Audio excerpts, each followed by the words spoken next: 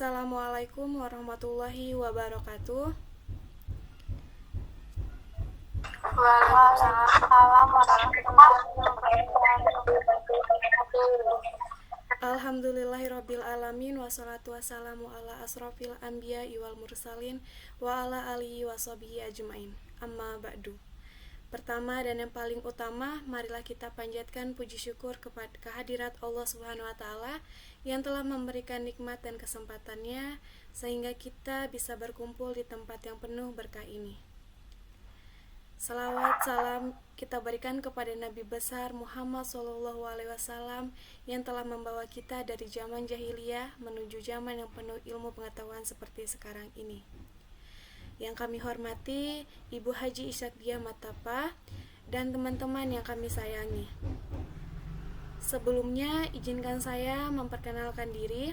Saya Hamsiah yang akan menjadi moderator pada presentasi ini bersama presentator pertama yaitu Hairunisa Korinusa Septiana Abidin dan presentator kedua yaitu Heni Rizka Aziza. Kami dari kelompok 4 kelas S1 Kebidanan. Pada kesempatan kali ini, kami akan mempresentasikan makalah kami yang berjudul Islam sebagai landasan perkembangan ilmu pengetahuan, teknologi, dan seni di bidang praktik kebidanan. Sebelum masuk ke materi, izinkan saya membacakan pokok pembahasan pada presentasi kali ini, yaitu pengertian ilmu pengetahuan, pengertian teknologi, pengertian seni, kaitan Islam terhadap perkembangan ilmu pengetahuan, teknologi, dan seni, dan terakhir, cara mengaplikasikan ilmu pengetahuan, teknologi, dan seni dalam kaitannya dalam praktik kebidanan. Berikut materinya, saya persilahkan kepada presentator pertama, yaitu Hairunisa Septiana Abidin untuk membacakan materinya. Baik, terima kasih kepada moderator sudah mengizinkan saya untuk menjelaskan materi yang pertama.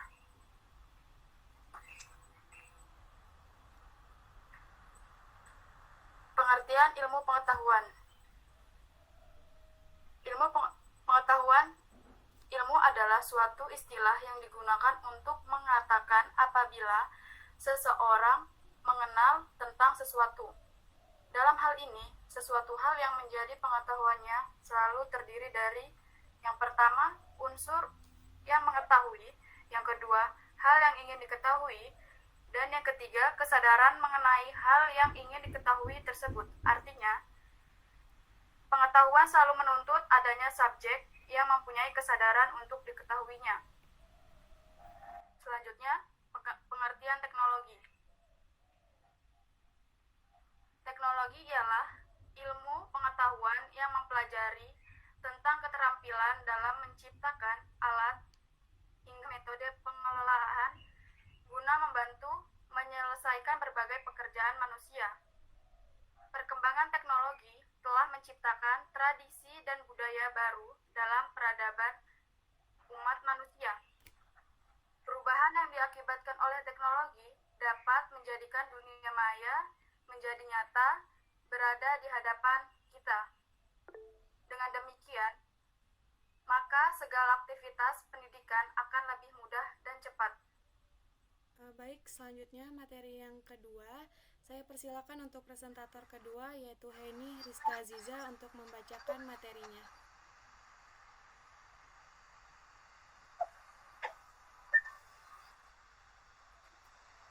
Pengertian seni adalah segala sesuatu yang diciptakan manusia yang mengandung unsur keindahan dan mampu membangkitkan perasaan orang lain.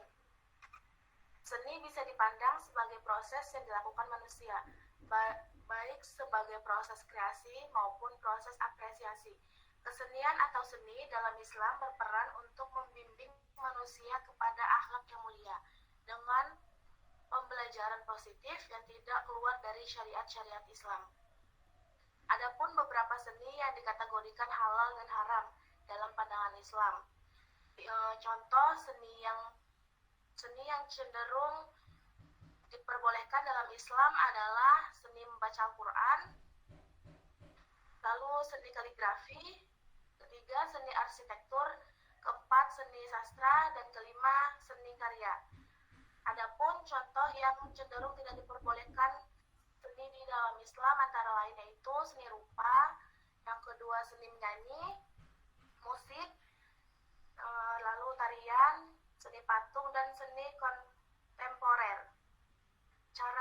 Lalu ada cara mengaplikasikan ilmu pengetahuan, teknologi, dan seni dalam kaitan praktik kebidanan.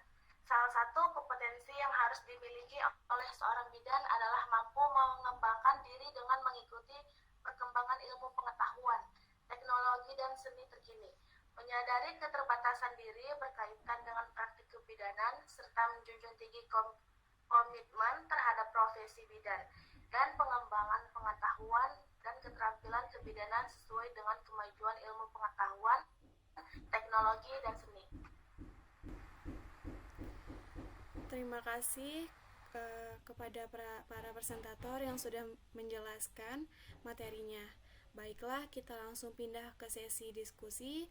Kami persilahkan kepada teman-teman semua untuk bertanya, menanggapi, atau bahkan menyanggah.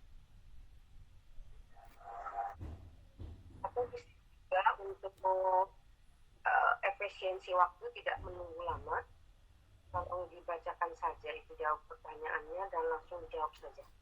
Karena menunggu teman-temanmu untuk bertanya, ini mungkin ada kendala jaringan. Oh iya, Bu. Baik, kami akan menjawab pertanyaan dari teman-teman dari kelas 1 S1 Kebidanan. Yang pertama adalah bagaimana Islam melihat agar teknologi yang berkembang sesuai dengan nilai-nilai Islam. Baik, pandangan Islam tidak pernah bertentangan dengan perkembangan ilmu pengetahuan dan teknologi hingga sekarang. Bahkan di dalam Al-Quran tersebutlah yang disediakan semua apa yang tidak manusia ketahui. Sesungguhnya Allah Subhanahu wa Ta'ala tahu segalanya. Ada pertanyaan, mengapa saat ini umat Islam mengalami kemunduran dalam perkembangan ilmu pengetahuan dan teknologi? Baik, kami akan menjawab, yaitu kemunduran Islam dalam perkembangan ilmu pengetahuan dan teknologi adalah karena umat Islam meninggalkan pesan-pesan yang diberikan dalam Al-Quran dan Sunnah Nabi. Penyebab lainnya adalah karena umat Islam terlibat dalam konflik internal. Dengan kata lain, umat Islam dihalangi oleh umat Islam yang lainnya. Selanjutnya, pertanyaannya adalah, apakah teknologi bisa dipersamakan dengan ilmu pengetahuan? Baik, menurut kami, teknologi dan ilmu pengetahuan saling berkaitan dan tidak dapat dipisahkan, karena teknologi diciptakan karena adanya ilmu pengetahuan, dan ilmu dapat bertambah karena adanya teknologi. Pertanyaan selanjutnya, sebagai seorang pelajar, sikap selektif seperti apakah yang dapat kamu kembangkan dalam menghadapi berbagai pengaruh kemajuan iptek? Jawabannya, terbukanya dalam berinovasi dan perubahan dapat memanfaatkan kegunaan iptek, menghargai dan menghormati hak asasi manusia, dan menghargai pekerjaan sesuai prestasi. Selanjutnya, pertanyaan yang lain saya persilahkan kepada teman saya, rekan saya, untuk membacakan pertanyaan dan jawabannya. Baik, terima kasih. Selanjutnya saya akan membacakan pertanyaan dan jawabannya. Bagaimana kontribusi umat Islam dalam pengembangan ilmu pengetahuan, teknologi, dan seni? Di sini saya akan memberikan jawabannya. Peran Islam yang utama dalam perkembangan iptek setidaknya ada dua. Pertama, menjadikan akidah Islam sebagai paradigma pemikiran dan ilmu pengetahuan. Yang kedua, menjadikan syariah Islam sebagai standar penggunaan iptek. Dan selanjutnya saya akan membacakan pertanyaan dan beserta jawabannya. Apa peranan seni dalam pengembangan ilmu, pengetahuan, dan teknologi? Dan berikan contohnya. Ilmu pengetahuan dan seni adalah dua hal yang saling berkaitan. Oleh karena itu, ilmu pengetahuan dan seni hendaknya harus saling belajar agar mampu mengubah dunia.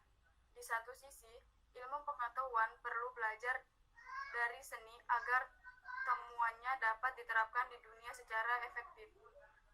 Kalau kita cermati, walaupun tidak ada layar, kita bisa berkembang dengan sendirinya. Karena makalah ini sebenarnya makalah yang menarik. Karena sangat aktualnya ya, karena berkenaan dengan kehidupan kita sekarang ini. Bagaimana seni sangat mempengaruhi ilmu pengetahuan, atau sebaliknya ilmu pengetahuan mempengaruhi seni, ya.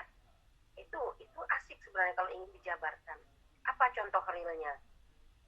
Ini Ibu ikut bertanya ya, apa contoh realnya? Jadi kalau kita memberikan satu pernyataan, akan diperkuat dengan contoh real yang kita berikan, supaya pemahaman kita lebih. Karena ada contoh real, kita bisa berpikir sendiri nantinya. Jadi begini, apa contoh real? Ilmu pengetahuan itu sangat berpengaruh di dalam dunia seni. Contoh real saja. Bisa dibandingkan mungkin kalau zaman dulu begini, zaman sekarang begini. Itu contoh real yang bisa kita nikmati sekarang. Silahkan Hamsia. Baik Bu, terima kasih pertanyaannya Bu. Untuk ilmu pengetahuan, teknologi dan seni yang nyata sangat kita rasakan itu contohnya adalah Al-Quran. Mengapa demikian? Dulu bahkan masih sekarang Al-Quran tetap digunakan dalam bentuk lembaran, buku lembaran Alkitab Al-Quran. Namun dengan adanya teknologi, dengan adanya seni, dengan adanya ilmu pengetahuan, maka dikembangkanlah menjadi adanya aplikasi di handphone yang memudahkan kita untuk mengakses Al-Quran di mana saja kita berada. Tapi dengan keadaan itu tidak menghindarkan kita dari dampak positif dan negatifnya. Seringkali kita tidak mempertempatkan di mana tempat yang seharusnya kita membuka aplikasi tersebut. Begitu Bu. Oke, ya, itu yang kita alami sekarang ya. Mudah sekali tanpa membawa Al-Quran, kita bisa membuka Al-Quran di aplikasi. Kita bisa mendengarkan suara-suara merdu dari kori-kori seluruh dunia. Itu di bidang seni keislaman. Kadang kita masih awam ataupun merasa bukan seni itu Al-Quran itu. Padahal tidak sekedar seni, karena juga sunnah. Sunnahnya di mana? Karena Nabi sendiri menyuruh, perbaguslah suaramu ketika membaca Al-Quran. Jadi jangan asal baca Al-Quran tuh selesai. Gimana indahnya? Supaya, kenapa harus indah? Supaya yang mendengar juga tertarik. Setelah tertarik, tentu mereka juga ingin membaca. Bukankah ini kita dakwah secara tidak langsung? Dakwah bilhal, dengan suara kita membaca yang indah, orang tertarik. Bahkan azan itu saja beberapa orang bisa masuk Islam karena tertarik dengan suara azan yang menyentuh kalbu. Nah, bagaimana kalau azan dibawakan dengan semena-mena tanpa asal azan saja? Itu kan membuat kita malah pusing.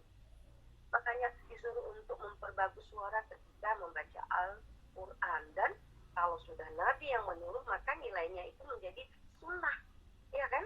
Jadi pahala. Sekarang bagaimana kalau di bidang seni tarik suara lagu-lagu? Kita harus bisa memilah ya. Lagu tidak semua lagu yang harus kita dengar. Bahkan ada yang lagu harus kita langsung matikan. Terutama kalau lagu-lagu yang berbahasa asing, kita tidak tahu ya maknanya apa. Ada kan lagu yang betul-betul mengerikan. Aku ingin berjalan ke neraka. Loh, kita cari surga setengah mati, dia malah pengen ke neraka. Itu ada lagunya itu. Ibu lupa, tapi memang ada lagu yang seperti itu.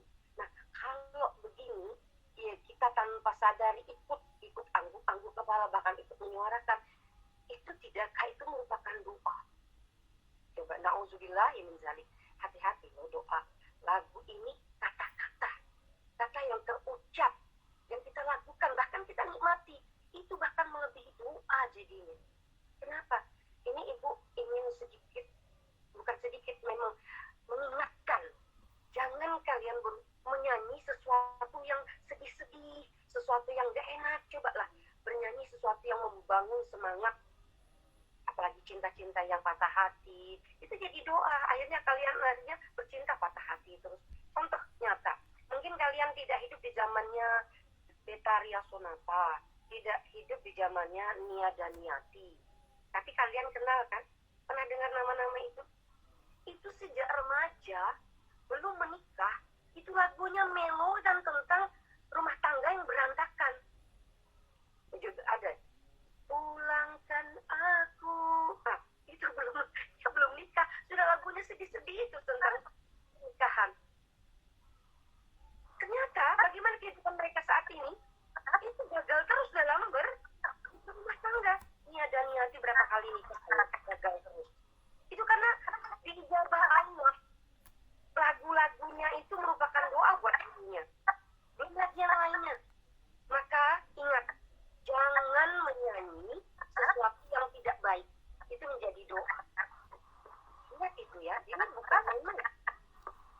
Fakta sudah membuktikan beberapa penyanyi-penyanyi kita dulu yang sering nyanyi-nyanyi sedih-sedih, kehidupan rumah tangganya sampai sekarang juga sedih. Bahkan mereka trauma untuk menikah kembali ketika sudah dua tiga kali gagal. Kenapa? Ya salah sendiri ketika dia masih remaja dulu, masih jadi penyanyi, lagu-lagunya selalu menjurus hal-hal yang melo tentang kehidupan rumah tangga. Ingat, jadi jangan sembarang menyanyi karena apa yang kita ucapkan itu merupakan doa, ya. Dianggap enteng ini. Waktu senang, apalagi kalau sedih, tambah sedih-sedih, senang.